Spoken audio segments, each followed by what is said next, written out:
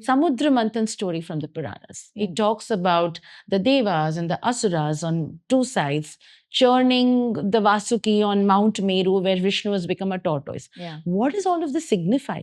It signifies that the tortoise has the innate ability of two things. One, that it breathes very slow, so it lives a very long life. Mm.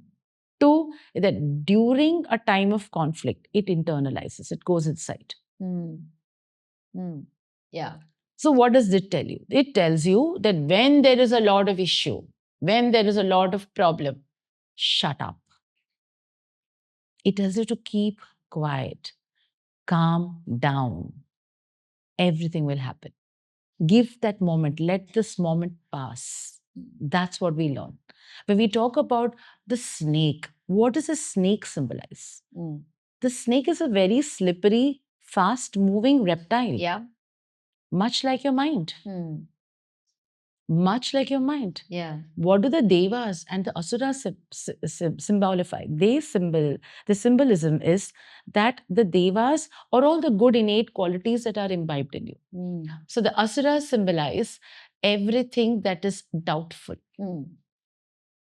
Yeah. where you're not clear. Devas symbolize something that's clear, Clarity. that clarity is there. At least the apparatus is there Mm. for you to take a clear decision. Yeah. The snake that is slippery, the mind which is slippery, Mm. is constantly being tugged at between the qualities that are correct and the qualities that are incorrect. Mm. And how do you come to that decision? By churning it on a mind and a being and a conscience that is internalized. Mm. Correct? Yeah. Every nectar, every poison comes from within you. Mm.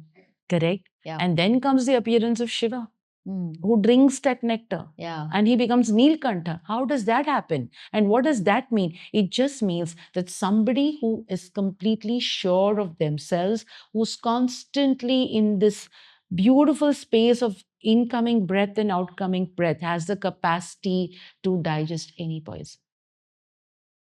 Mm.